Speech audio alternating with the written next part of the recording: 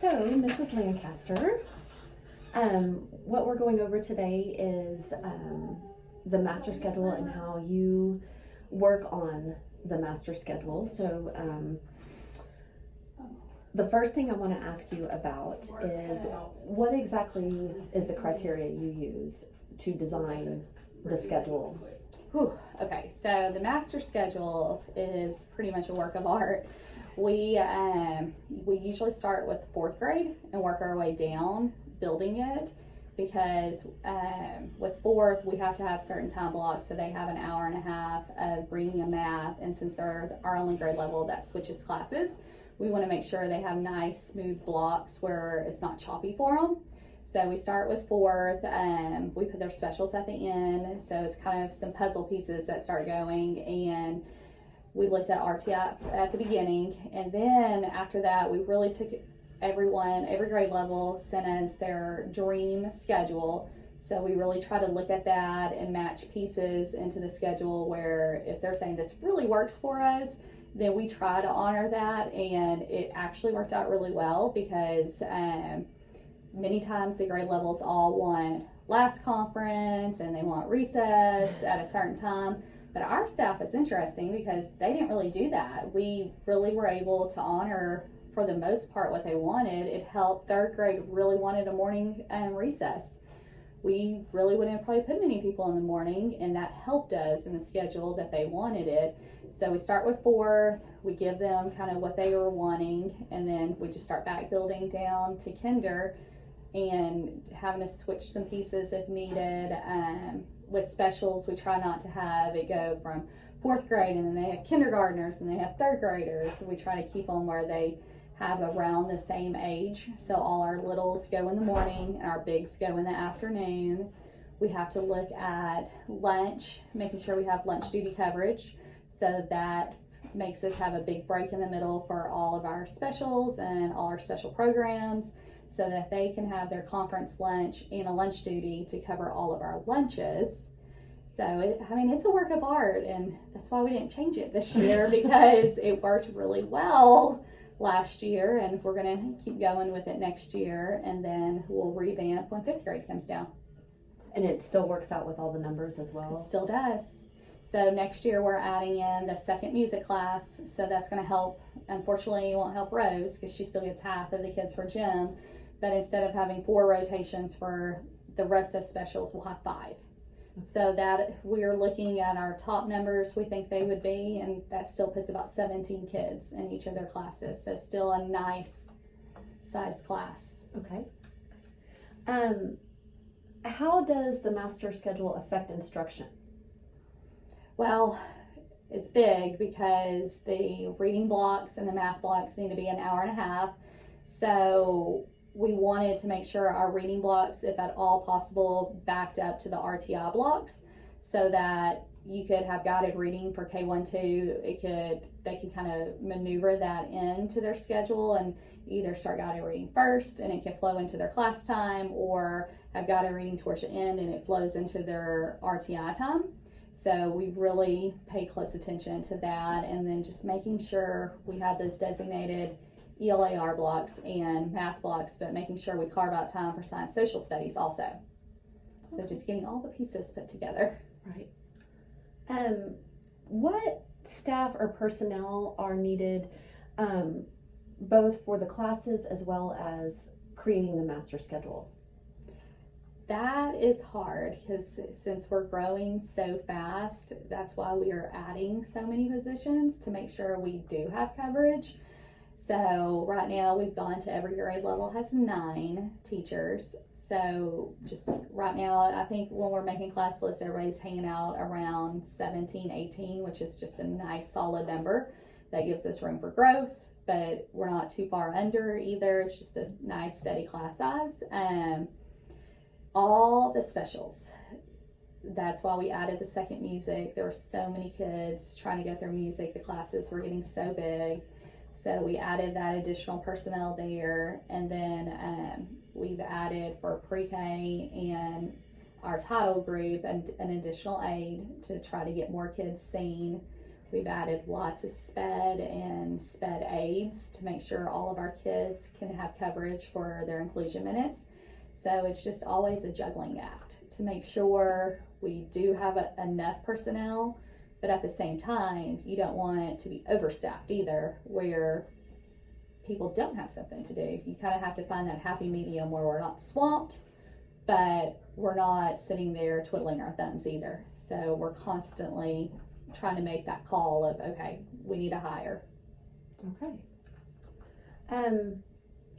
What is the basic step-by-step process? I know you start with fourth grade and work your way down to kinder. I know you said that you work on what the specials classes need, and then making sure that your guided reading pieces, are attached with the RTI. But I guess, what is your bare bone piece of making that master schedule? I really think it's talking to the teams and finding out what is going to make instruction the best for each team, because it looks different all across. The littles need kind of some shorter blocks for instruction because kinder can't focus as long as fourth grade can focus, where fourth really needs 1.5 hour blocks. Kinder needs to have some chunky time where the kids aren't necessarily leaving the room, but there is enough movement to keep them engaged, and we got to factor in more bathroom breaks with kinder and more bathroom breaks with first. So I think that's the bare bone, is just really being intentional with the grade level, the age, and seeing what works best. Because if we give you a bad schedule and instruction can't be at its highest, then we're just hurting the kids. So we really have to pay close attention to what is best for each grade level. I see. What factors determine the class times and the facilities used throughout the school day? Class times are dictated through the district, and we have a requirement at 1.5 hours for math and reading. We actually try to give 2 hours for reading instruction if possible. We have a requirement that we have an hour RTI block. We have a requirement that we have specials as an hour. So really looking at that and building off of it. And then, as you know, our building's growing fast, so we have having to constantly bring in portables to just make sure every space in the building is utilized and it's utilized correctly. So Tuesday, we were making an additional office down here, cleaning out the book room to make that a usable space, getting ready for construction around the building, because the domed rooms echo, it rains, it's bad. So we're dropping ceilings in there just to make the learning environment more useful. Okay. Is the focus primarily on maximizing student learning? Definitely. You can't learn if we're not doing our very best to make sure the learning environment is right for kids. They're not going to learn. Okay. And does the process of making the master schedule allow for teacher collaboration? Yes. So for grade levels, we want to have the same common planning time. And then this year, we didn't do it for specials. That Rose, for instance, her and her 2 aides for gym are never during the day together for except 10 minutes that they can actually sit down and talk. So next year, we're going to look at making sure our 3 PE personnel have the same at least lunch, and our 2 music teachers, their schedules need to mirror one another also, so they have the same planning time and they have just that collaborative piece of their schedule. And then most of our specials and most of our special programs, they all have the same 1 hour and 45-minute block, where it's 30-minute lunch duty, 30-minute lunch, 45-minute conference. It's all in there together. So they really can be flexible on when they talk and see kids.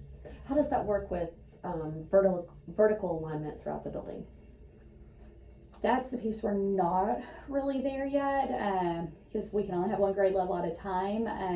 It's really looking at this people that push in and our special programs that they can push into teachers' conference times. That's the tricky piece. we can get clusters of teachers together, but vertical, that one's hard. So that's where you have to spend more of your PD time and summer time of trying to get vertical alignment in, because during the school day it just won't happen. Right.